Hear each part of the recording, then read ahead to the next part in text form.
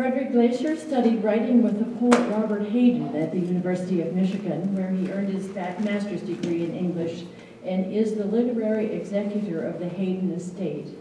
Robert Hayden is a character in Glaysher's recently published epic poem, The Parliament of Poets, set partly on the moon at the landing site of Apollo 11, and it is for sale at the book table as well. And Frederick, if you would also tell us about the upcoming event with, yes, symposium. At Wayne State University, April 2nd and 3rd, the English department is sponsoring a centennial symposium for both Robert Hayden and Dudley Randall. Dudley Randall was a black poet in Detroit and publisher of the Broadside Press for decades.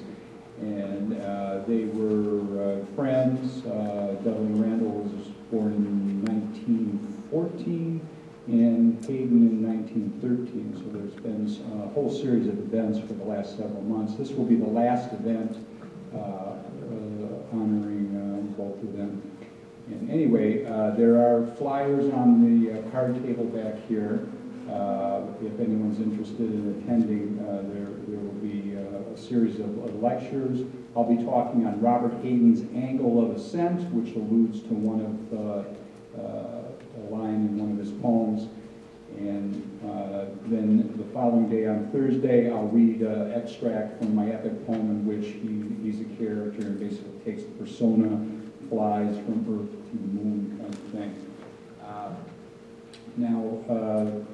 Evening I'm reading two poems from my book of lyric poems, Into the Ruins, based on my having lived in Japan for a couple of years when I was much younger. And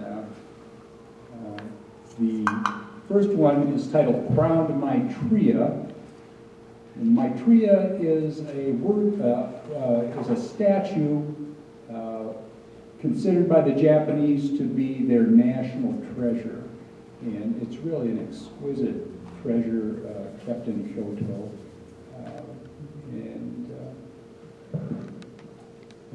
Further ado, the Crowned Maitreya. Early we rise and make our way across the congested, teeming city to the front main gate.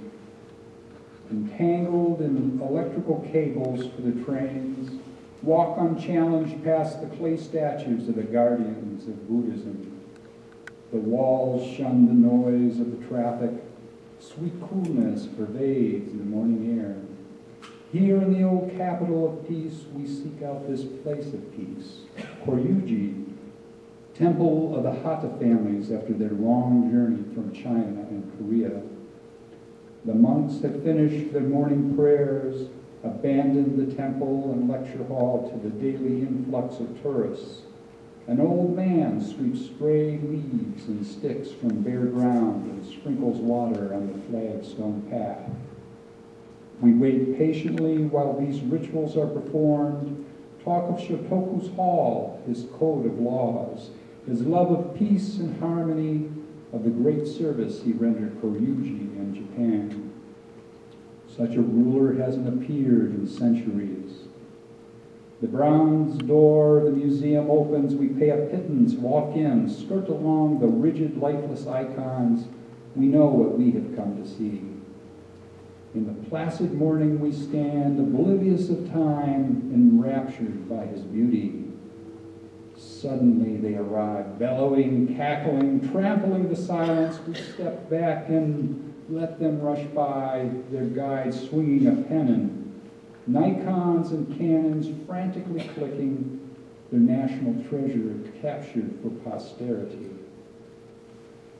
Off to one side, the old attendant watches from his post at the door.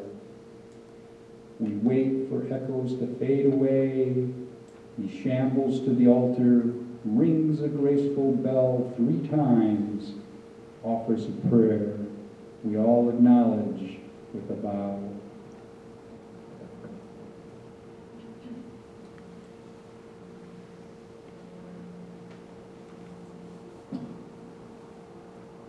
In Japan, trains are everywhere as a mode of transportation, and the title is Kagi, which means the key. And, Kagi, the key.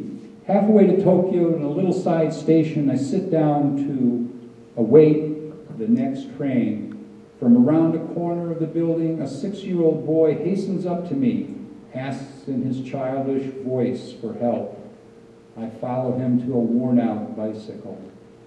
His mother, gasping as I approach, smile, kneel to inspect the key and the front wheel lock. The boy crouches to look intently with me. I jiggle and bang the bent and stuck key until it snaps free. We all cheer. Thanking me, the woman whisks him into the carrier. I assure her it was nothing. As the mother pedals off, the child, hair tousled, turns round smiling and waves and waves and waves.